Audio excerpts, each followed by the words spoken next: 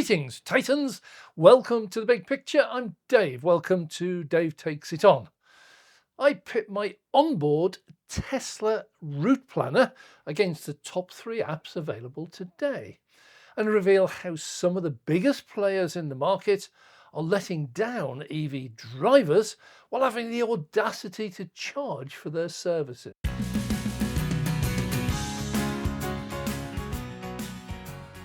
Well, my Model S has a terrific onboard route planner that I always use. Even if I know the way, I still use it because it has live traffic, it plans my charging stops, and if needed, it preconditions the battery for faster charging. I simply enter the destination. Well, for each of any stops required, it tells me the distance, state of charge on arrival, the charging time, the state of charge on departure, and the state of charge on arrival at my final destination. But has a final trick up its sleeve. It updates everything in real time. If I drive gently and use less than planned, it will amend or eliminate stops, or if the chargers at any of the stops are busy and have a queue, it can replan and select a different location to charge where there's no queue. My Model S is quite old now. I max out at about 150 kilowatt charging maximum speed. So my charging rate and curve are nowhere near as good as the latest models, but my route planner is right up there with the latest models. Well, thank you. Over the air updates. Well, for this head-to-head, I'm leaving from Leyland in Lancashire and going to Newquay down in Cornwall.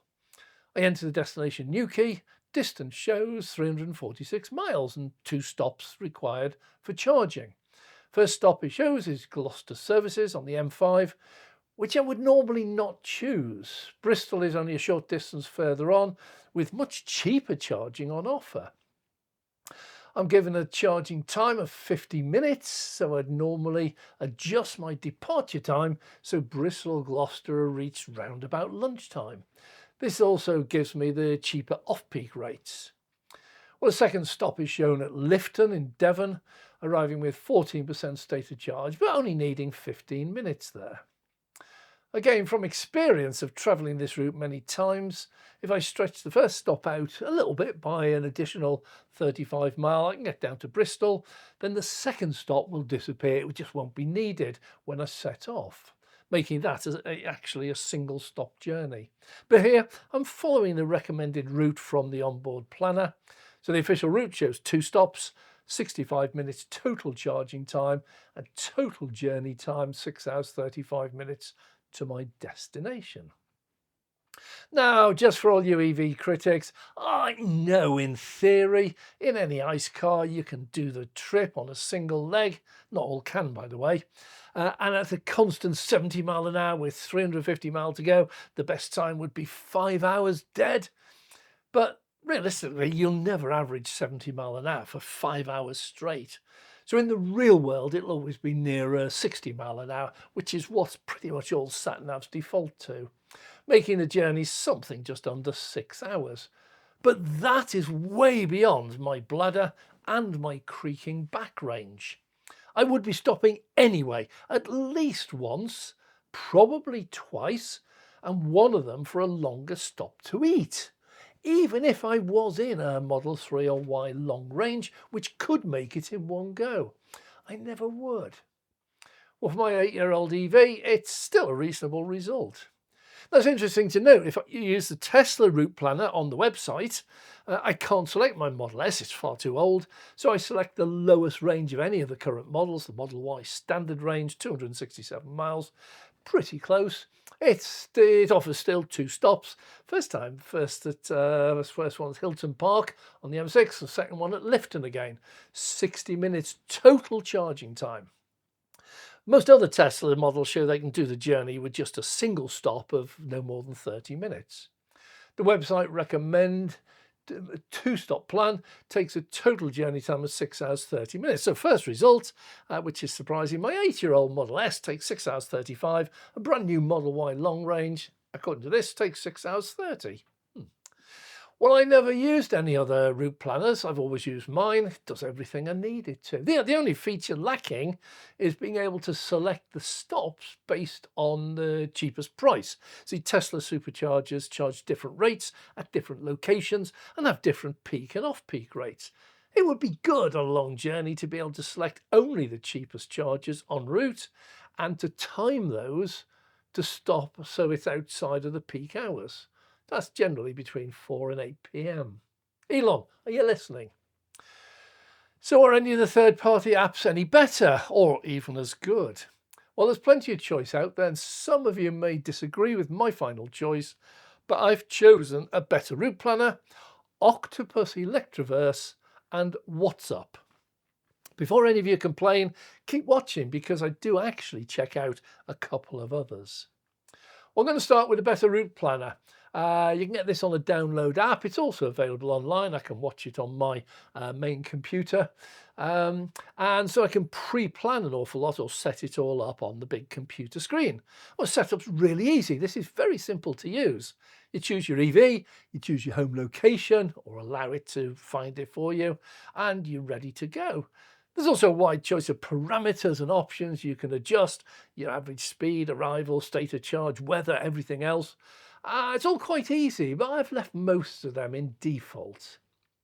So enter your location or allow it in settings, and again start from Leyland. Destination again is Newquay, and the route is immediately displayed along with a single charging stop. I'm shown a total route of 336 miles. Interesting to find out where the 10 miles went. This plots an almost identical route to what I actually do in real life when I regularly visit family in Cornwall. It's a single stop in Bristol. That's it. Now, again, from experience, I would not choose their recommendation of Giordano services, as the chargers there are V2s. They're rated 150 kilowatts. And while that might not make a lot of difference to me, because I top out at 150 kilowatts, that 150 kilowatts is shared between two chargers. So at busy times, each of the chargers might be getting only 75 kilowatts. It's much slower. And there's more chance of the chargers being full because they're slower, some chance of a queue, and a definite likelihood of a slower charge. Cribbs Causeway or Lysander Road, they're V3 chargers really close by, already on the route, that offer 250 kilowatts, but that's dedicated power, so no sharing. It's good to have some local knowledge. Well, as stated, the planners appear to be very accurate in matching what I achieve in the real world, and the consumption figure shows us calculated at 3.46 miles per kilowatt hour. It's pretty close. This is a really good planner. It does give me the option of using this on the journey by connecting it to my car.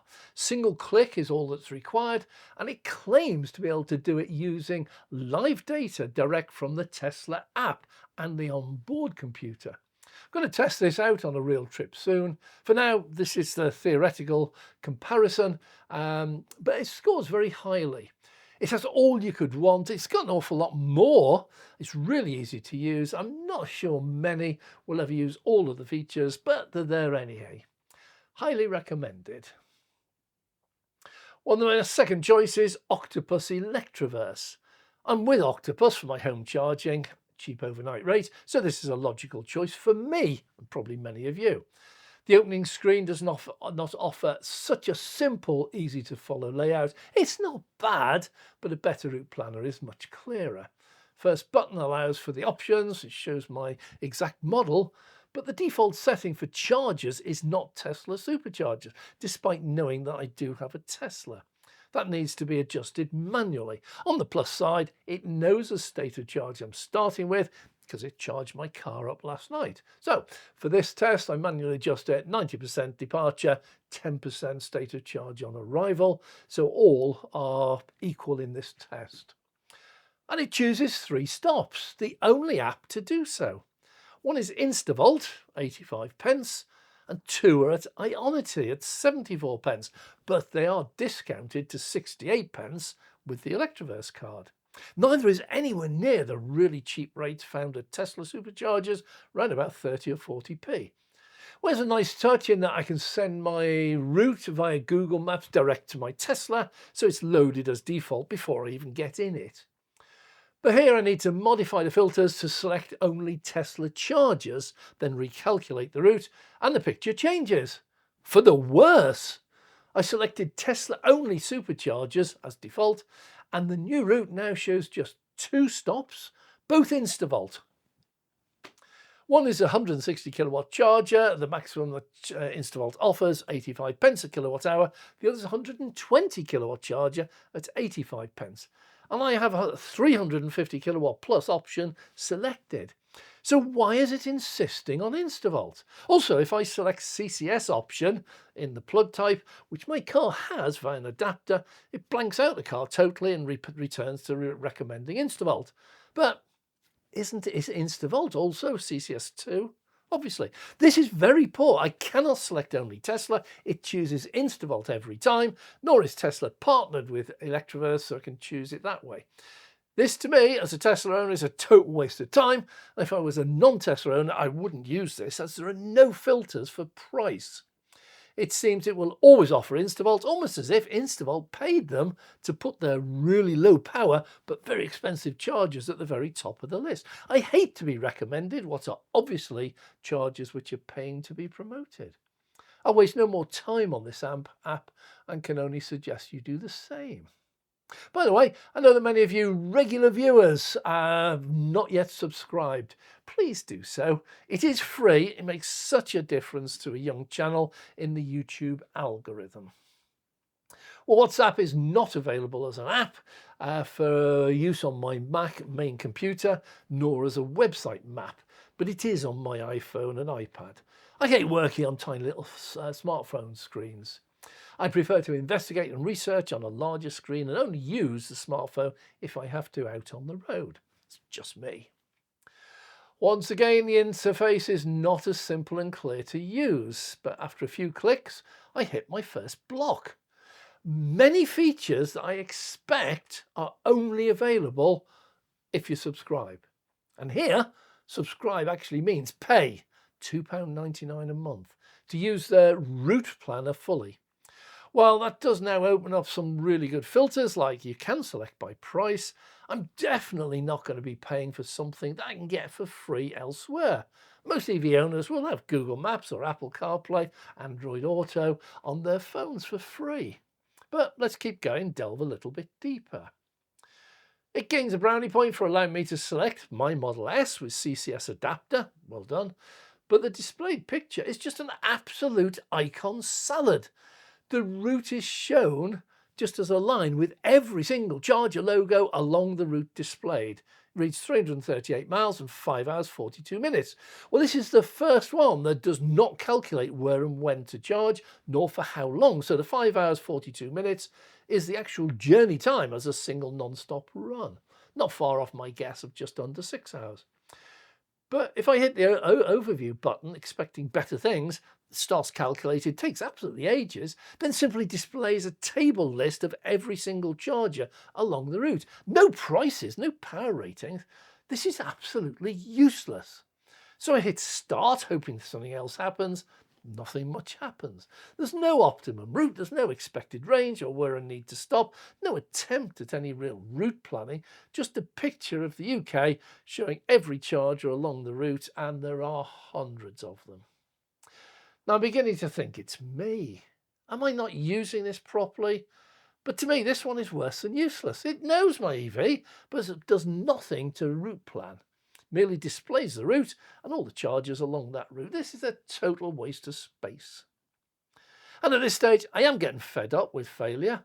A route planner for an EV should allow you to plan your route and assist you with where, when, and for how long you should stop to charge. That's the very least.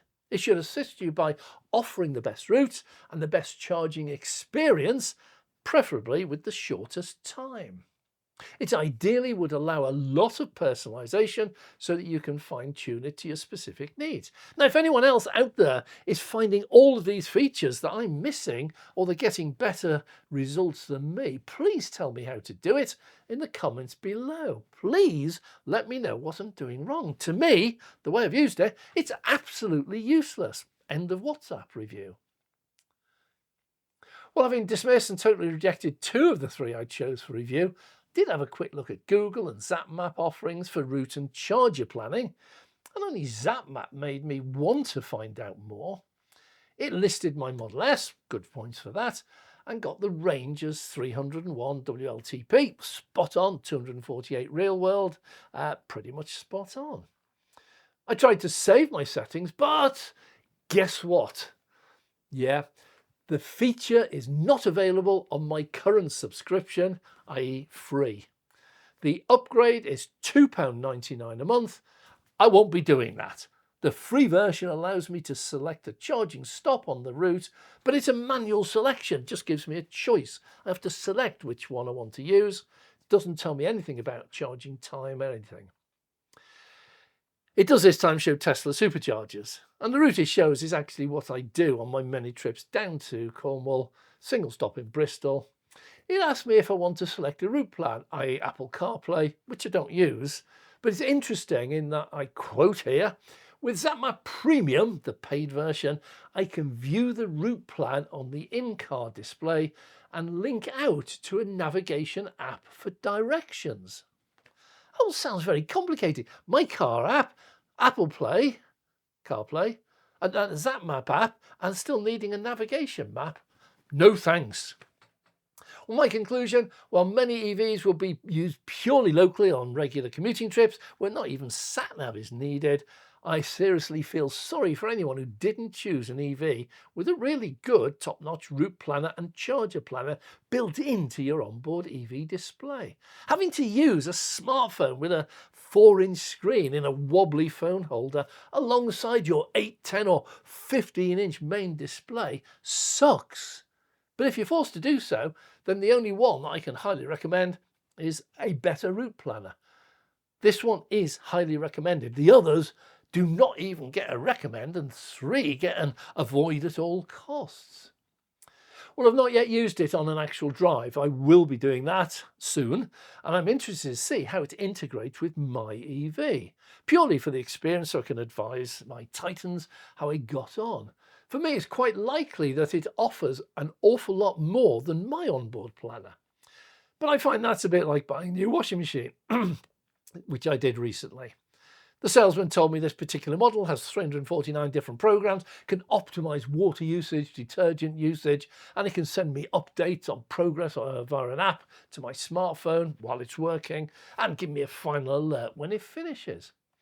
The trouble is, we're retired, semi-retired, we only ever use 2 programs, and my wife hates creases, so she stands over it as it nears the end of the cycle so she can whip the clothes out immediately. In plain English, some models offer loads of features, but none of them are of any real interest whatsoever. They're gadgets. A better route planner might offer brilliant features to non-Tesla drivers, but for me, I already have the near ideal route and charger planner. Now, if your onboard planner is naff, get a better route planner. Job done. I'm Dave.